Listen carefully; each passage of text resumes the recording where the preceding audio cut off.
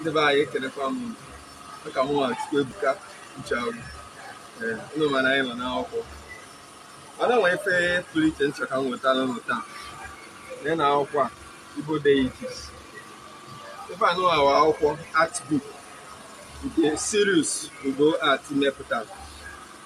Obi chachara ya nnọọ machaa mma n'afọ ya. Dee ya nnọọ machaa nnọọ mma. Ọbịa ọkpọ ofu ife afa, ọkpọọ ya ofu ife dị n'Igbo, ọkọwaa ya ọfụma, chachaa ya ọma mma.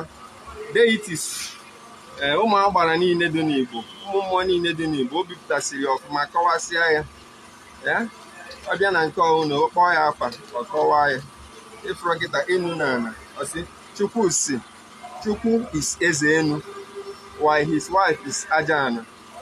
Both of them are the embodiment of their many divine attributes. Ọkọwa n'oyibo, etu aka ọdụ mmụọ niile dị n'Igbo, ife niile dị n'Igbo, Igbo, Nkwọ, Eke, ha ncha niile, ọ kọwasịrị ya machaa mma, kwọliti akwụkwọ o ji wee bikwu ya maa mma. Na ihe nji wee na-egosi unu ihe anụwa bụ ife anụwa ka anyị na-ekwu. Ihe niile a na-amachagharị na soshal midia sị na ha na-akụzi ofufe na omenala Igbo, debe na akwụkwọ.